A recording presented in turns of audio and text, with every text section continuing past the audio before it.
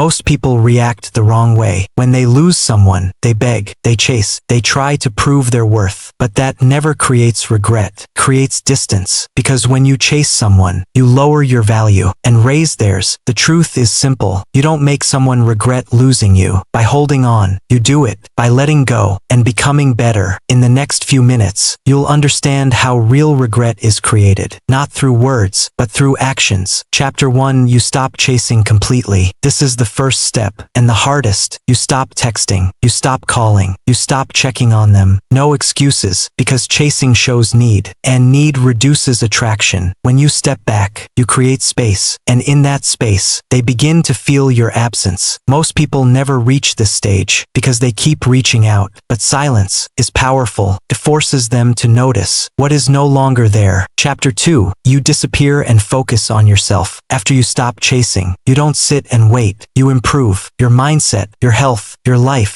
You become better, not for them, but for yourself. Because when you grow, you become someone they can't easily replace. And when they see that, the regret begins. People don't miss what stayed the same. They miss what improved without them. Chapter 3: You control your emotions. Breakups bring emotions, pain, anger, confusion, but how you handle them matters. If you react emotionally, post online, send long messages, you lose power. Acting calm, even when it's hard, creates respect, because it shows strength. You don't need to prove your feelings. Your silence already says enough. Chapter 4: You upgrade your life quietly. You don't need to show off. You don't need to announce. You just improve. Better habits, better routine, better mindset. And when they eventually see it, it hits differently, because it feels real, not forced. Real growth is quiet, but very noticeable. Chapter 5: You don't try to make them jealous. This is a common mistake. Posting with others, trying to create reactions. But this often backfires. It looks desperate instead of powerful. Real regret comes naturally, not through manipulation. When you live your life fully, without trying to prove anything, that's when it affects them, because it shows you've moved on. Chapter 6: You accept the reality. This is where most people struggle. Accepting that it's over. Not hoping, not waiting, but accepting, because acceptance creates peace, and peace creates clarity. When you accept reality, you stop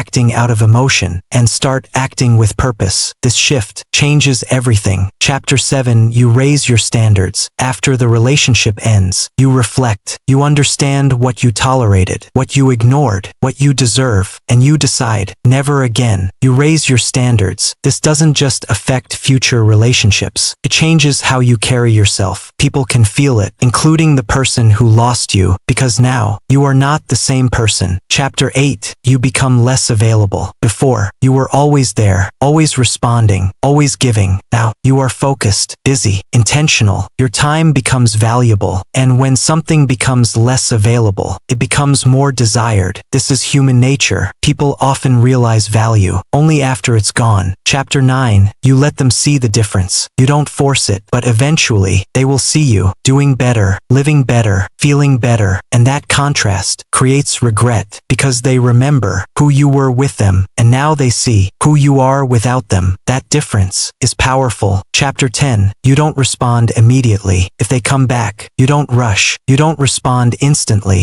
because instant response shows you were waiting. Instead, you take your time. You stay calm. You don't show excitement. This creates curiosity, because now, the dynamic has changed. You are no longer predictable. Chapter 11: You don't take them back easily. This is where real power shows. If they return, you don't immediately accept, because if nothing changed, nothing will change. You ask yourself, have they improved? Have they grown? Have they changed? If not, you walk away, because your self-respect is more important than familiarity. And this decision creates the deepest regret. Chapter 12: You build a life they can't access anymore. You grow, you evolve, you create a life that no longer includes them. New habits, new experiences, new mindset. This creates distance, not just physically, but emotionally. And when they realize they no longer have access, that's when it hits. Chapter 13: You move on for real. This is the final step. You don't pretend. You actually move on. You stop thinking about them.